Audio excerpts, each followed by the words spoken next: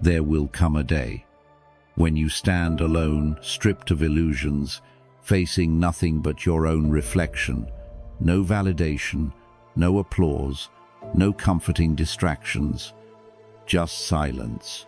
In that moment, will you be enough? We spend our lives entangled in the noise of expectations, seeking approval, yearning for significance in the eyes of others. But the more we chase, the more we lose. The world does not owe you understanding. People come and go, admiration fades, and the safety nets you rely on will eventually vanish. Then what? True strength is built in solitude. Independence is not a rebellion against the world, but a quiet mastery of the self. The ancients understood this well. Marcus Aurelius ruled an empire, yet found his power in restraint.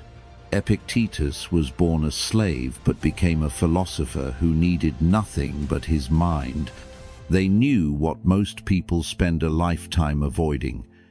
Everything you seek, peace, power, resilience, begins and ends with you. This is not a lesson for the faint-hearted. It is for those ready to reclaim their time, protect their energy, and walk the path few dare to take. If you are tired of being controlled by circumstances, if you are done waiting for someone to save you, this is your wake-up call.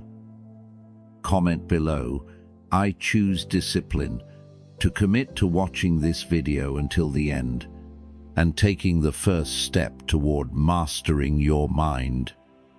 Are you willing to step into your own power, or will you keep running? 1. Becoming your own best friend. There is a strange paradox in life. The more you seek validation from others, the more empty you feel. You bend, you adjust. You mold yourself to fit expectations, yet, in the quiet moments, when the noise fades, you realize something unsettling. You don't even know who you are anymore. We live in a world that glorifies social connections, yet rarely teaches us the art of solitude. We are conditioned to believe that happiness is found in relationships, in recognition, in being surrounded by people who understand us. But what happens when the crowd disperses? When the messages stop, when the phone goes silent, does your worth vanish with them? The Stoics knew better. Marcus Aurelius, an emperor burdened with the weight of the world, found his greatest strength in self-reflection. Epictetus, who was once a slave, understood that true freedom does not come from others, it comes from within. They did not rely on external approval to define their existence. They mastered the ability to stand alone. And that is what you must learn too.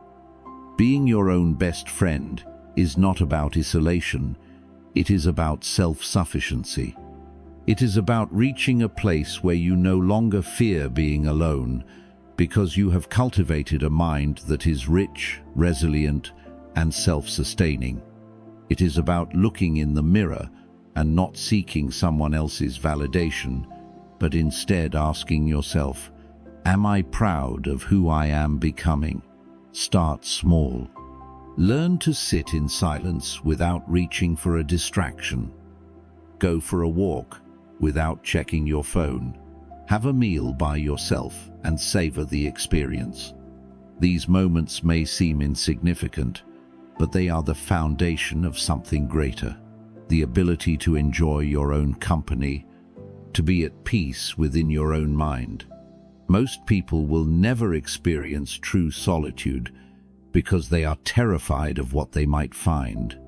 They drown themselves in constant noise, in shallow interactions, in endless scrolling because facing themselves feels unbearable. But the strongest minds, the most unshakable individuals, are those who have embraced the stillness, who have built a fortress within their own thoughts. So, ask yourself, do I need others to feel whole? Or can I stand in my own presence and feel complete? You do not need a crowd to confirm your worth. You do not need endless conversations to fill the silence. When you master the ability to be your own greatest ally, you become untouchable. Because no matter who stays or who leaves, no matter how the world shifts around you, you will always have yourself. 2. The art of saying no. Most people are afraid of a single word.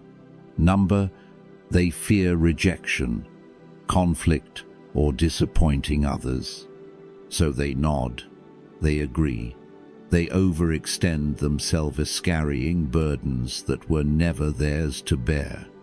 But in doing so, they trade their peace for obligation, their energy for approval, their time for someone else's priorities. The ability to say no is not an act of selfishness. It is an act of self-respect.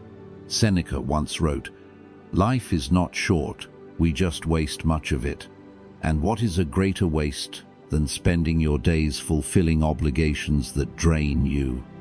Every unnecessary yes steals from the things that truly matter: your goals, your growth, your well-being. Yet, why is it so difficult to refuse? Because we are conditioned to believe that saying yes makes us kind, agreeable, likable. But what use is kindness if it leaves you exhausted? What value is likability if it costs you your own needs? A Stoic understands that their time and energy are finite. They do not give these away carelessly. Marcus Aurelius ruled an empire, yet still found time to reflect, write, and cultivate his mind. How? By mastering the discipline of no, focusing only on what truly aligned with his purpose. Saying no is not about closing yourself off from the world. It is about choosing where your energy flows. It is about setting boundaries that protect your focus, your peace, your life. Start small. When someone asks for a favor that you do not have the time or energy for, Pennsylvania use, instead of the automatic yes, ask yourself, is this necessary? Is this aligned with my values? Will this cost me more than I am willing to give? If the answer is no, then your response should be to. At first, you will feel guilt. That is normal. But over time, you will realize that saying no to others often means saying yes to yourself, and that is a choice worth making. 3. Building unshakable confidence. Confidence is not given. It is not found in the approval of others, nor is it something you simply wake up with one day. Confidence is built brick by brick, choice by choice, moment by moment, until it becomes an unshakable foundation beneath your feet. Yet most people seek it in the wrong places. They think confidence comes from praise, success, or validation. But what happens when the applause fades? When the world stops watching? If your confidence is built on external approval, it will crumble the moment it is taken away.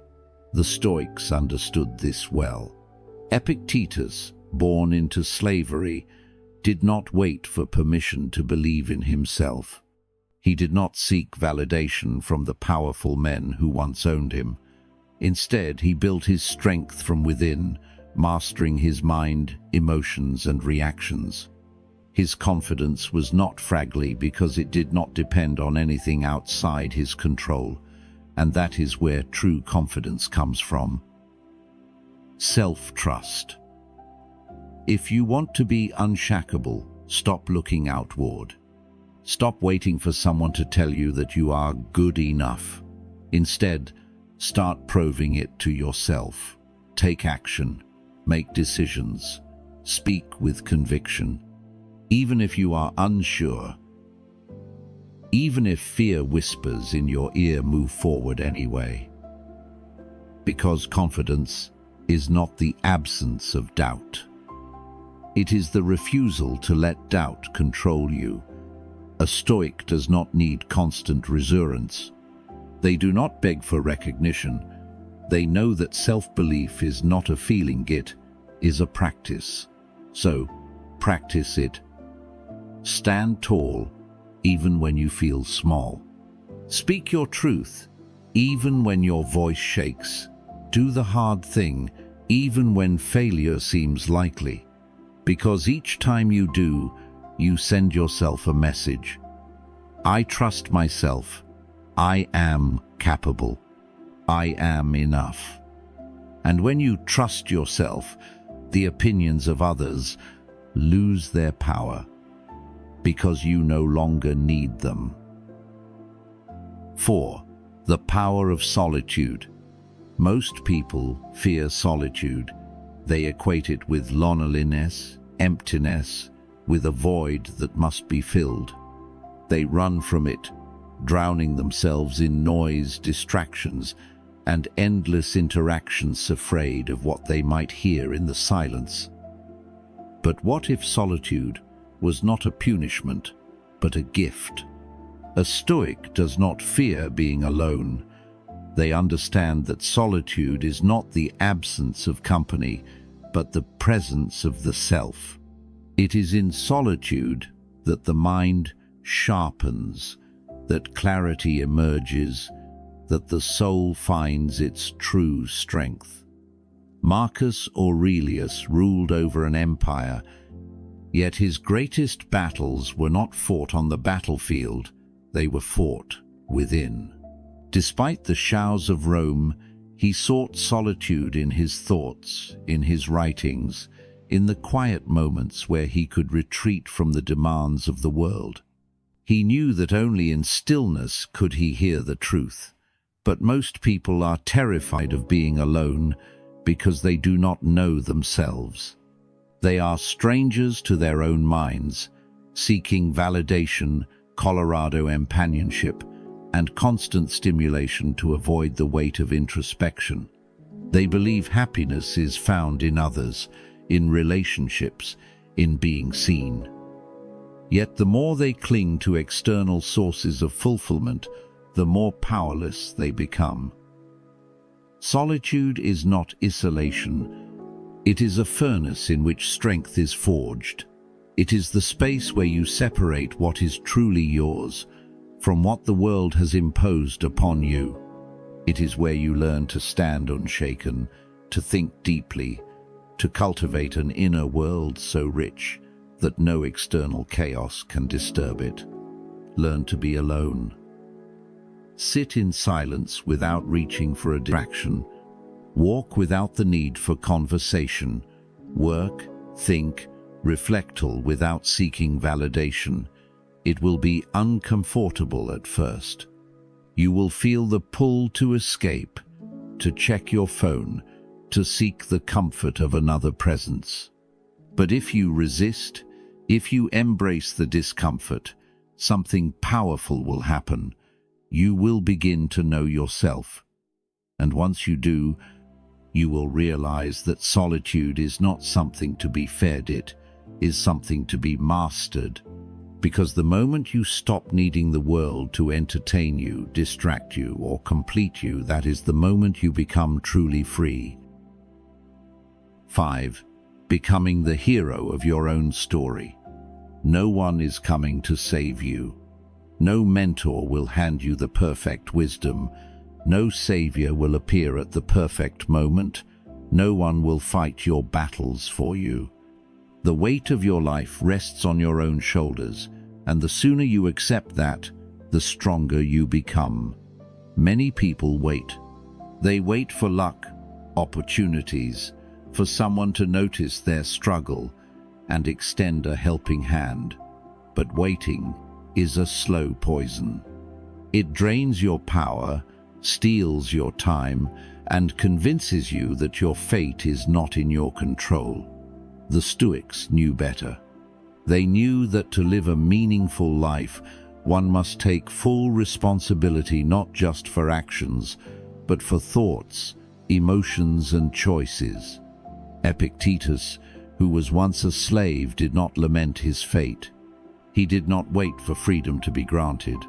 Instead, he mastered the only thing that could never be taken from him, his mind. Through discipline, self-control, and relentless resilience, he transformed himself from a man in chains to a philosopher whose wisdom still shapes minds today. So ask yourself, are you waiting? Waiting for the right time, the right circumstances, the right approval? Or are you taking ownership, forging your own path, moving forward even when the road is uncertain? Being the hero of your own life does not mean you never fall. It does not mean you never struggle. It means that when you do, you rise not because someone lifts you up, but because you refuse to stay down. Start where you are.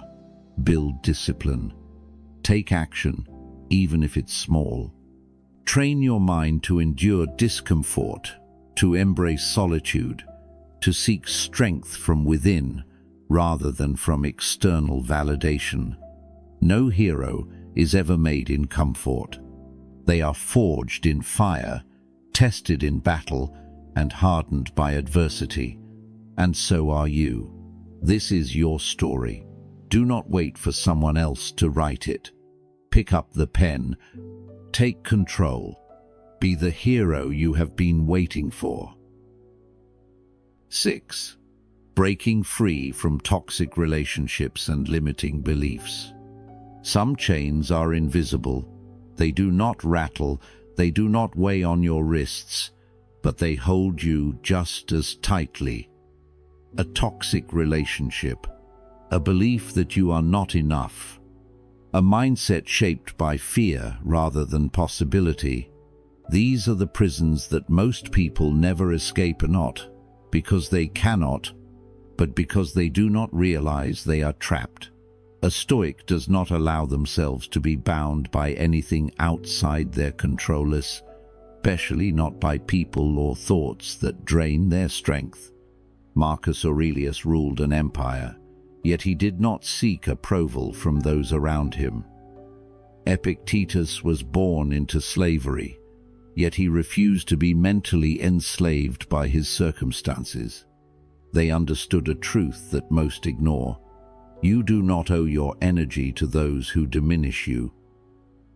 You do not owe your potential to beliefs that limit you. Toxic relationships do not always appear as enemies. Sometimes they come disguised as friends, lovers, even family.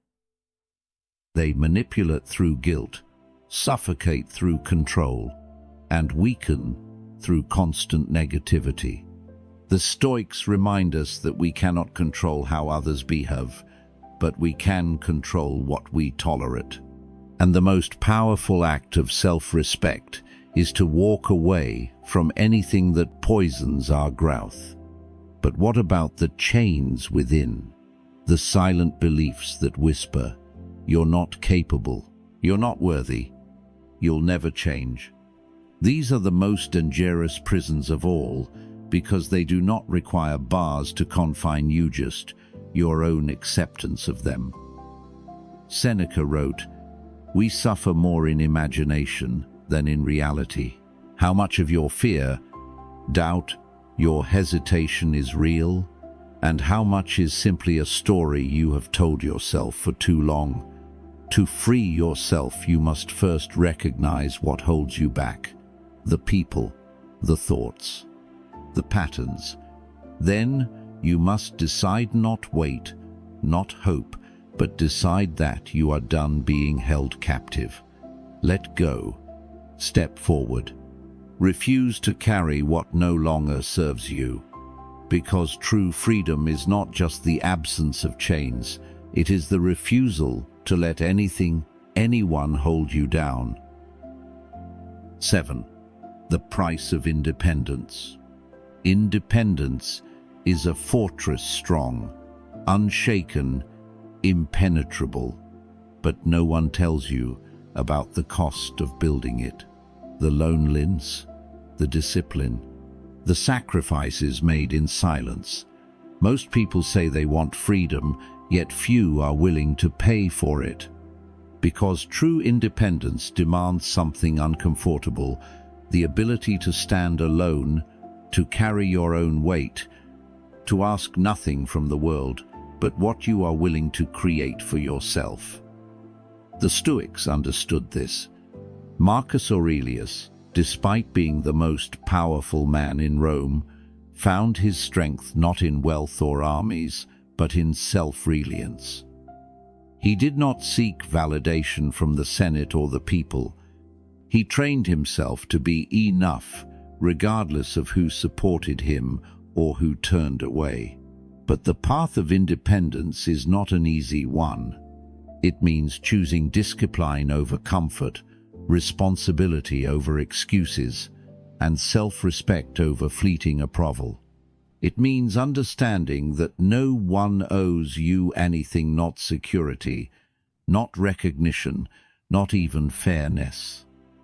Seneca once said, "No man is more unhappy than he who never faces adversity, for he is not permitted to prove himself." And that is the truth about independence. It will test you. You will have moments of doubt, exhaustion, of questioning whether the struggle is worth it. It is, because the alternative is dependency on people, on circumstances, on forces beyond your control. And dependence is a slow erosion of power, a quiet surrender of freedom. So yes, Indiana, dependence has a price. You will lose some comforts. You will walk alone at times. You will bear responsibilities that others fear. But in return, you will gain something greater than ease. You will gain yourself. And that is worth everything. 8. Happiness belongs to you. Happiness is not a destination. It is not found in wealth, status, or the approval of others. It is not something you earn when life finally goes your way. Happiness is a choice, a discipline, a perspective, a state of mind that no one can give you and no one can take away. Yet most people spend their lives searching for it outside themselves. They attach it to fleeting things, relationships, achievements, possessions, only to find that the more they chase, the more it slips through their fingers. They say, "I'll be happy when they have more money, when they are loved, when everything is perfect." But life does not work that way. And neither does happiness. The Stoics understood this well. Epictetus, who was born into slavery, did not wait for freedom to find peace. Marcus Aurelius, despite ruling an empire, did not expect power to bring him joy. Instead, they mastered the art of inner contentment, an unwavering state of being that did not depend on fortune, people, or circumstances. Seneca wrote, "A man is as unhappy as he has convinced himself he is." What does that mean? It means happiness is not in what happens to you, but in how you choose to see it. Two people can live the same life, one in misery, the other in gratitude. The difference is in the mind. So stop looking outward. Stop waiting for life to give you a reason to be happy. Instead, cultivate it from within. Find joy in small things. Practice gratitude. Learn to be content with what you have, while still striving for what you want.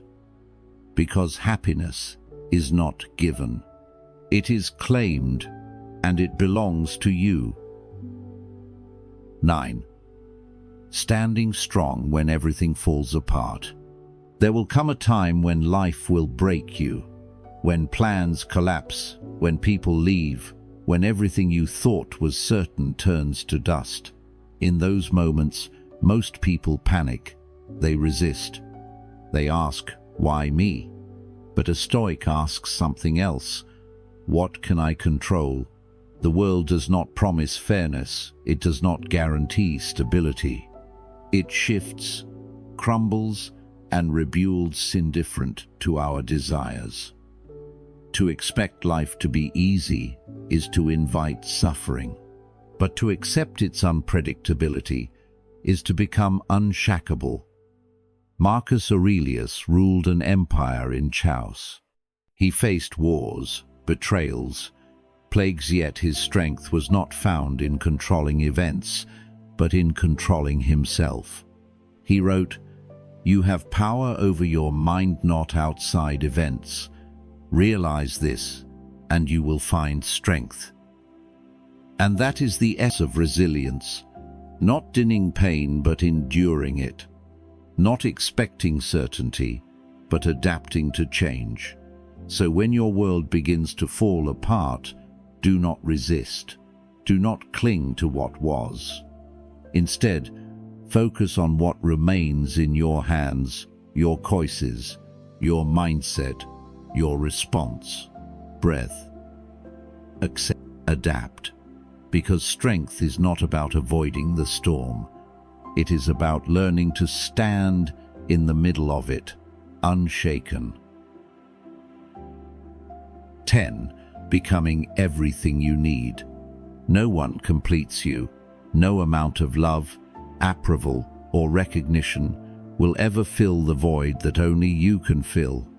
The strongest person is not the one who has the most support, but the one who has learned to stand alone, to be their own source of strength, to rely on no one but themselves.